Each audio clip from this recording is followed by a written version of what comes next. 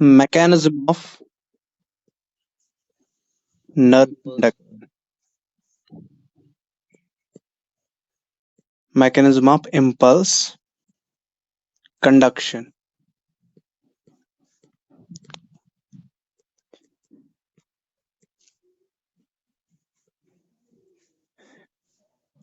अब देखो, ये है न्यूरॉन, न्यूरॉन का एक्सॉन। अब एक्सॉन के अंदर होता है क्या? Axoplasm. Now this is axoplasm, axoplasm. और ये है एक्सॉन की membrane. This axon membrane is known as axolemma.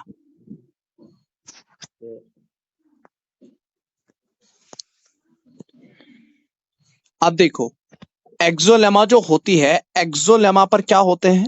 Ion channels.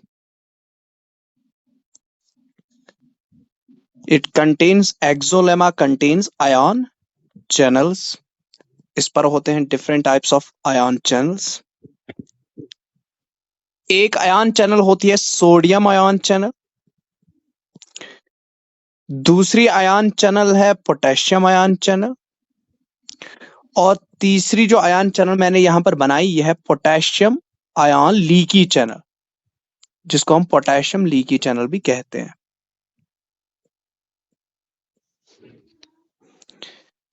इसके अलावा एक्सोप्लाज्म में होते हैं नेगेटिवली चार्ज्ड प्रोटीन्स।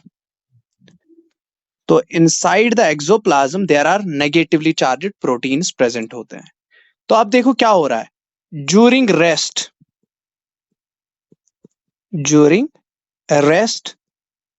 क्या हो रहा है? ड्यूरिंग रेस्ट हम देखेंगे कि क्या चीज हो, मतलब इस एक्सॉन ड्यूरिंग रेस्ट होती है सोडियम चैनल क्लोज्ड। तो सोडियम चैनल क्या है ड्यूरिंग रेस्ट? क्लोज्ड।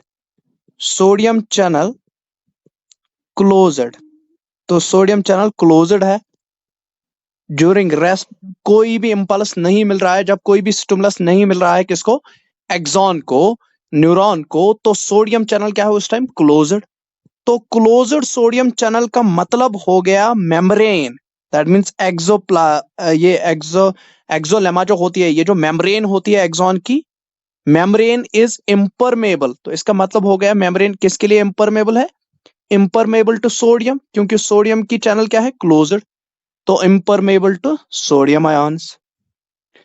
तो membrane is impermeable to sodium ions during rest. क्यों? क्योंकि सोडियम चैनल क्या है? Sodium channel is closed. तो इसका मतलब सोडियम अंदर आ ही नहीं सकता है। तो सोडियम कहां बैठेगा? सोडियम बाहर बैठेगा। ठीक है, सोडियम बाहर बैठेगा क्योंकि सोडियम अंदर है ही, मतलब सोडियम को अंदर अलाउ ही नहीं किया जा रहा है क्योंकि सोडियम चैनल क्लोज्ड है। अब देखो, तो सोडियम बाहर, मतलब बाहर ये जमा हो गया सोडियम ज्यादा। और सोडियम क्या है? ये एक पॉजिटिव आयन है, और ये बाहर कौन सा चार्ज क्रिएट करेगा? ये बाहर अपना पॉजिटिव चार्ज क्रिएट करेगा, क्योंकि बाहर सोडियम की कंसंट्रेशन इंक्रीज हो गई, तो बाहर पॉजिटिव चार्ज डेवलप हो रहा है। वाइल एज ड्यूरिंग रेस्ट क्या हो रहा है? दूसरी बात, ड्यूरिंग रेस्ट जो मेम्ब्रेन है, जो ये मेम्ब्रेन है एक्सोलेमा, ये एक और चीज के लिए इंपरमेबल है। किस चीज के लिए इंपरमेबल है? एक्सोप्लाज्मिक प्रोटीन्स या नेगेटिवली चार्ज्ड प्रोटीन्स। तो नेगेटिवली चार्ज्ड प्रोटीन्स के लिए भी मेम्ब्रेन क्या है? इंपरमेबल। तो नेगेटिवली चार्ज्ड प्रोटीन्स के लिए भी क्या है मेम्ब्रेन? नेगेटिवली चार्ज्ड प्रोटीन्स जो पाए जाते हैं एक्सोप्लाज्म में, उन नेगेटिवली चार्ज्ड प्रोटीन्स को हम क्या कहते हैं? Exoplasmic proteins. तो एक्सोप्लाज्मिक प्रोटीन्स के लिए मेम्ब्रेन क्या है? इंपरमेबल। कब है इंपरमेबल मेम्ब्रेन? During rest. तो during rest membrane is impermeable for negatively charged protein, जिनको हम एक्सोप्लाज्मिक प्रोटीन्स कहते हैं। तो ड्यूरिंग रेस्ट मेम्ब्रेन क्या है? Impermeable for, membrane is impermeable to negatively charged proteins. तो नेगेटिवली चार्ज्ड प्रोटीन्स के लिए मेम्ब्रेन क्या है? इंपरमेबल। तो मेम्ब्रेन दो चीजों के लिए इंपरमेबल है।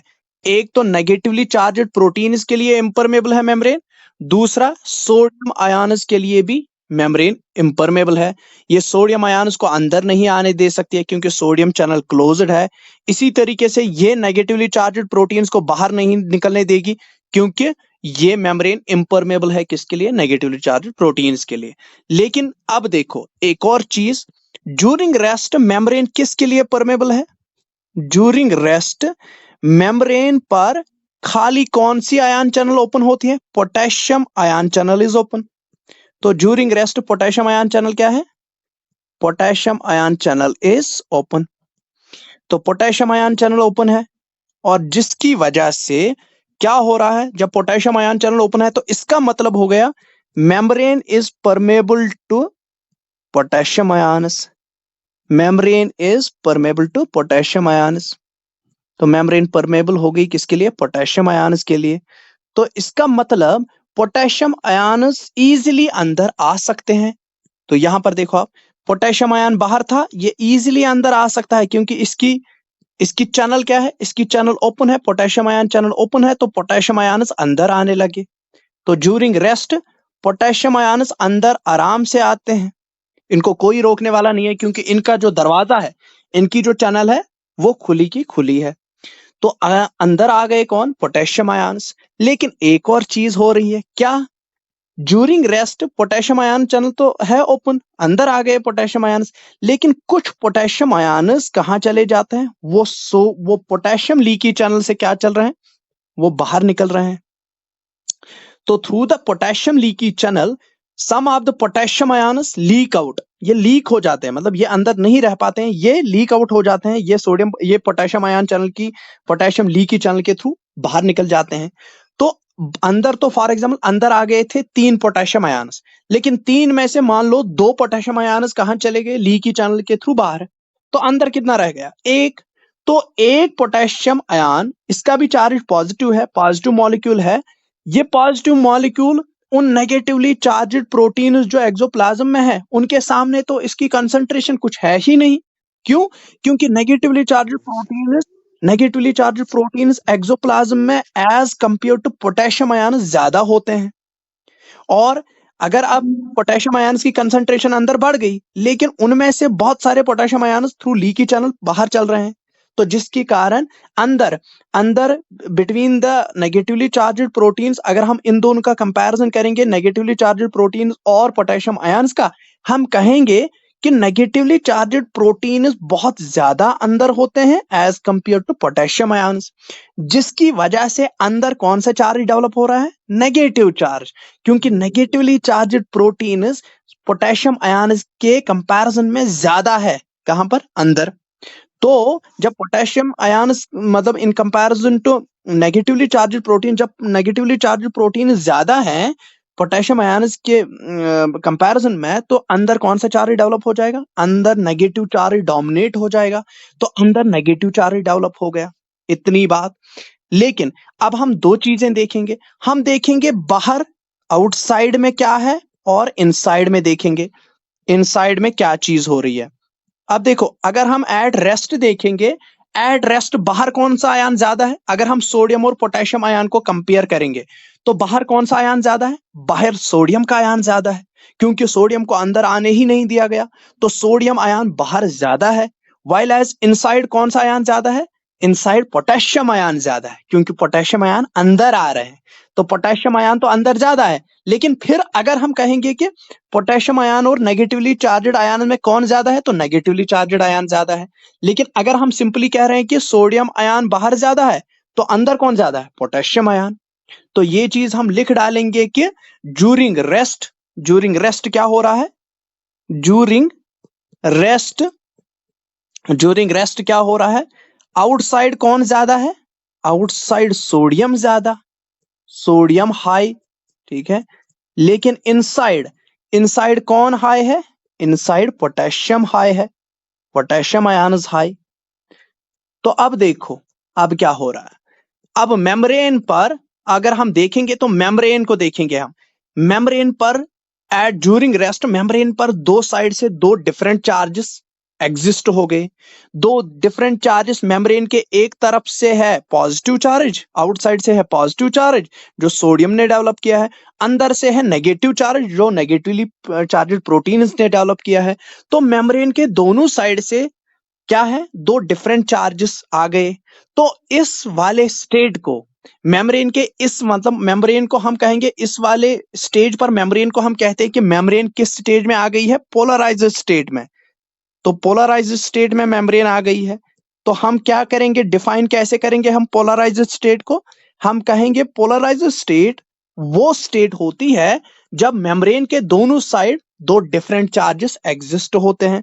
तो हम लिखेंगे what is polarised site, polarised state क्या होती है?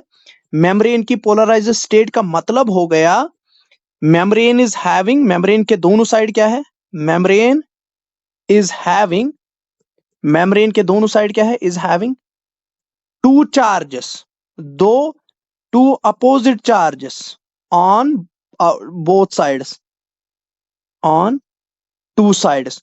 तो दो साइड से दो अपोजिट चार्जेस एक्सर्ट हो रहे हैं मेम्ब्रेन पर। तो बाहर वाले साइड पॉजिटिव चार्ज, अंदर वाले साइड नेगेटिव चार्ज। तो मेम्ब्रेन किस स्टेट में आ गई, पोलराइज्ड स्टेट में।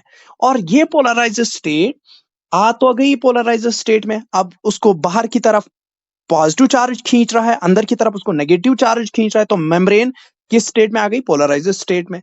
अब पोलराइज्ड स्टेट पर जब मेम्ब्रेन पोलराइज्ड स्टेट में आ जाती है, जब बाहर से पॉजिटिव चार्ज हो जाता है और अंदर से नेगेटिव चार्ज, तो मेम्ब्रेन कहती है कि अब मुझे क्या रहना चाहिए, अब मुझे मतलब बाहर से भी दुश्मन है, अंदर से भी दुश्मन है, अब मुझे इसके साथ भी चलना है, इसके साथ भी चलना है। तो मेम्ब्रेन कहती है कि मैं अपने आप को क्या करूंगी, मैं अपने आप को इक्विलिब्रियम में रखूंगी। ठीक है, अगर मैं यहां की तरफ गई तो ये नाराज, अगर मैं वहां की तरफ गई तो वो नाराज। ठीक है, इसी तरीके से तो मेम्ब्रेन खुद को इक्विलिब्रियम में लाने की कोशिश करती है।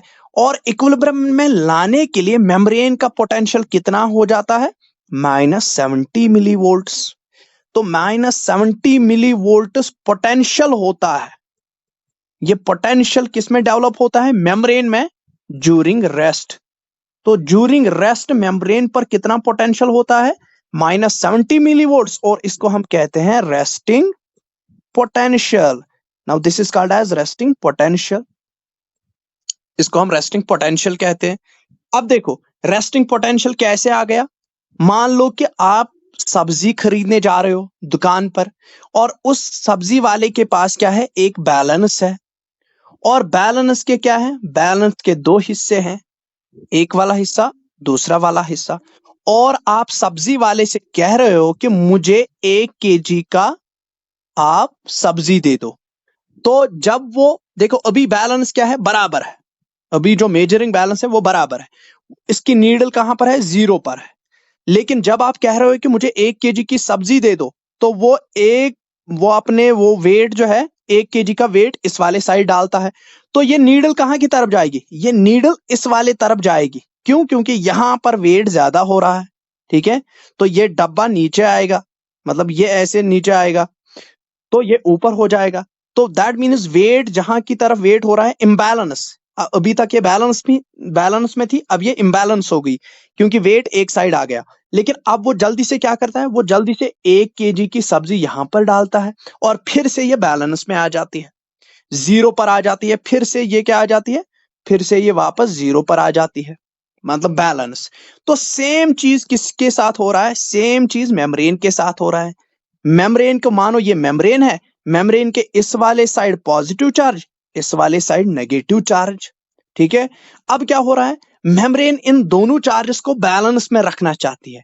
तो बैलेंस में रखने के लिए उसको क्या करना पड़ता है, उसको मतलब उसको 0 पर आना पड़ता है। उसका चार्ज कहां पर आना चाहेगा, 0 पर। तो मेम्ब्रेन इन दोनों को, पॉजिटिव और नेगेटिव चार्ज को बैलेंस करने के लिए कौन सा पोटेंशियल बनाती है, -70 मिली वोल्ट्स। उसका पोटेंशियल डेवलप हो जाता है -70 मिली वोल्ट्स। तो -70 मिली वोल्ट्स मान लो कि ये 0 के बराबर है। इस पर दोनों चीजें इक्विलिब्रियम में आती है, पॉजिटिव और नेगेटिव चार्ज जो दोनों साइड्स है वो इक्विलिब्रियम में आ रही है। तो -70 मिली वोल्ट्स मान लो कि ये उस बैलेंस का 0 है, जिस बैलेंस से हम अभी सब्जी नाप रहे थे, जैसे कि उसमें 0 था, वैसे ही इसमें -70 मिली वोल्ट्स क्या है, वो पॉइंट जहां पर मेम्ब्रेन इक्विलिब्रियम में आ जाती है, जहां पर ये मेम्ब्रेन इन दोनों चार्जेस को इक्विलिब्रियम में लाके खड़ा कर देती है। तो that means -70 millivolts potential ये कब डेवलप हो गया, ड्यूरिंग रेस्ट। तो इसको हम रेस्टिंग पोटेंशियल भी कहते हैं, या इसको हम सिंपली कहेंगे कि मेम्ब्रेन अब किस स्टेट में आ गई, पोलराइज्ड स्टेट, और मेम्ब्रेन पर कौन सा पोटेंशियल आ गया, -70 मिली वोल्ट पोटेंशियल। तो हम कहेंगे कि बेसिकली मेम्ब्रेन इक्विलिब्रियम में आ गई, तो हम इसको कहेंगे इक्विलिब्रियम पोटेंशियल। मेम्ब्रेन अब इक्विलिब्रियम में है, मेम्ब्रेन अब इक्विलिब्रियम में है, इक्विलिब्रियम पोटेंशियल भी कहेंगे। तो अगर मैं इसको रेस्टिंग पोटेंशियल को मैं इक्विलिब्रियम पोटेंशियल कह रहा हूं, क्योंकि मेम्ब्रेन इक्विलिब्रियम में है, और फिर मैं पोलराइज्ड स्टेट को भी कहूंगा, पोलराइज्ड स्टेट क्या है, ये भी एक इक्विलिब्रियम स्टेट है, ये भी एक इक्विलिब्रियम स्टेट है। अब देखो मेम्ब्रेन अब क्या है, मेम्ब्रेन अब सुख शांति से क्या है, सुख शांति से आराम से बैठी है, क्योंकि ये किस स्टेट में आ गई, पोलराइज्ड स्टेट में, और इसकी क्या है, रेस्टिंग पोटेंशियल है, इक्विलिब्रियम पोटेंशियल है इसका। लेकिन ये खुशी ज्यादा देर तक नहीं रहती है, और मेम्ब्रेन को डिस्टर्ब किया जाता है, इसका जो सुकून था वो इसको छीन लिया जाता है। कैसे छीन लिया जाता है, जब स्टिमुलस आ जाता है। तो जो ही स्टिमुलस आ जाता है तो क्या कर देता है, स्टिमुलस किसको खोलता है, स्टिमुलस आ जाता है। देखो ये डिस्टर्बेंस जो है, मतलब स्टिमुलस आ गया, और स्टिमुलस क्या करेगा, स्टिमुलस डायरेक्टली किसको इफेक्ट करेगा, वो डायरेक्टली सोडियम चैनल को ओपन करेगा। तो डिस्टर्ब कर दिया किसको, इक्विलिब्रियम को डिस्टर्ब कर दिया, सोडियम आयन की चैनल को ओपन कर दिया, और ये सोडियम कहां चला जाएगा, ये सोडियम अंदर की तरफ चला जाएगा। तो सोडियम इसी के लिए, सोडियम इसी पर तैयार थे कि ये कब दरवाजा खुले और कब हम अंदर चले जाएं। तो सोडियम का दरवाजा खुल गया, किसने खुलाया, स्टिमुलस ने। तो स्टिमुलस ने ये सारा का सारा क्या किया, जो पोलराइज्ड स्टेट थी, जो इक्विलिब्रियम स्टेट थी, वो डिस्टर्ब कर दी। क्यों, क्योंकि स्टिमुलस ने सोडियम चैनल को ओपन किया। तो सोडियम चैनल जो ही ओपन हो गई तो सोडियम अंदर आने लगा। तो जो ही सोडियम अंदर आने लगा, सोडियम क्या है, एक पॉजिटिव आयन है, तो ये पॉजिटिव पार्टिकल है, तो ये क्या करेगा, ये पॉजिटिव पार्टिकल अंदर क्या करेगा, अंदर नेगेटिव चार्ज को पॉजिटिव में कन्वर्ट कर देता है। तो अंदर क्या इंक्रीज हो रही है, अंदर इंक्रीज हो रही है, इंक्रीज इन पॉजिटिव चार्ज। तो अंदर पॉजिटिव चार्ज इंक्रीज हो रहा है, तो इस इंक्रीज इन पॉजिटिव चार्ज को हम क्या कहेंगे, इंक्रीज इन पॉजिटिव चार्ज। कैसे पॉजिटिव चार्ज इंक्रीज हो गया, due to influx of sodium. तो सोडियम की वजह से सोडियम अंदर आने लगा, तो हम लिखेंगे इनफ्लक्स ऑफ सोडियम हो रहा है। तो इनफ्लक्स ऑफ सोडियम की वजह से क्या हो गया, increase in the positive charge inside. तो अंदर पॉजिटिव चार्ज इंक्रीज हो गया, ठीक है। और जिसकी वजह से क्या हो रहा है, जिसकी वजह से जब इनफ्लक्स ऑफ सोडियम हो गया, increase in the positive charge inside हो गया, तो जिसकी वजह से हम कहेंगे कि जो मेम्ब्रेन है, मेम्ब्रेन की वो पोलराइज्ड स्टेट किस में कन्वर्ट हो गई, डिपोलराइज्ड स्टेट में कन्वर्ट हो गई। तो डिपोलराइजेशन या depolarized state means increase in the positive charge due to influx of sodium. तो मेम्ब्रेन क्या हो गई, डिपोलराइज्ड मेम्ब्रेन हो गई, या मेम्ब्रेन डिपोलराइजेशन, मेम्ब्रेन की डिपोलराइजेशन हो गई। और डिपोलराइजेशन से क्या हो गया, डिपोलराइजेशन से जो मेम्ब्रेन का पोटेंशियल था, मेम्ब्रेन का पोटेंशियल -70 मिली वोल्ट से लेकर कहां चला गया, पॉजिटिव चार्ज में चला गया, 30 मिली वोल्ट्स पहुंच गया, ठीक है। तो दैट मीन्स मेम्ब्रेन अब इक्विलिब्रियम में नहीं रही, मेम्ब्रेन डिस्टर्ब हो गई, और मेम्ब्रेन का क्या हो गया, ये डिपोलराइज्ड हो गई।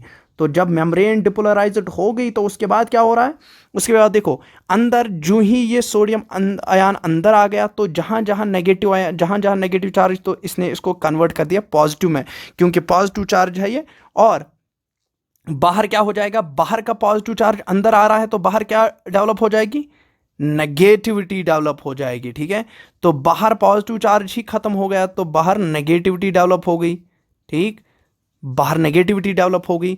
और अंदर जहां नेगेटिविटी थी वहां पॉजिटिविटी आ गई, क्योंकि अंदर सोडियम आयन आ गया, पॉजिटिव आयन आ गया। अब जो ही ये सोडियम जहां जहां पर किसको देखेगा, नेगेटिव चार्ज को, तो सोडियम उसी की जगह फ्लो हो जाएगा, उस जगह तक फ्लो हो जाएगा।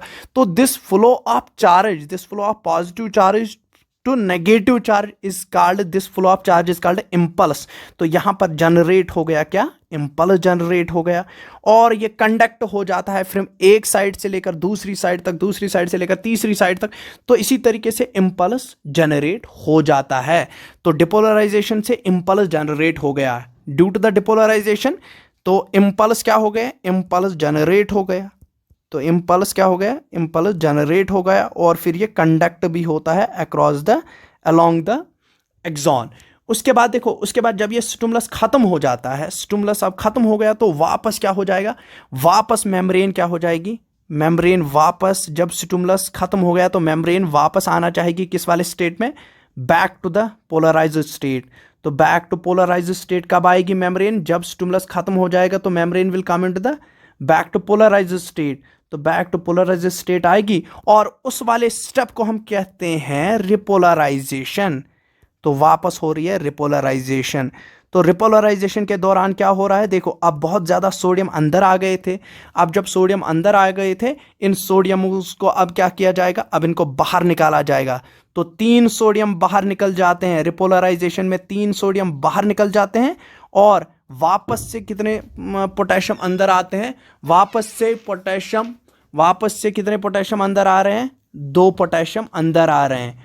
तो इसको हम कहते हैं रिपोलराइजेशन और वापस से वही स्टेट डेवलप हो जाती है जो पहले थी पोलराइज्ड स्टेट, पोटेशियम अंदर ज्यादा बाहर सोडियम ज्यादा। तो this is called polarised state.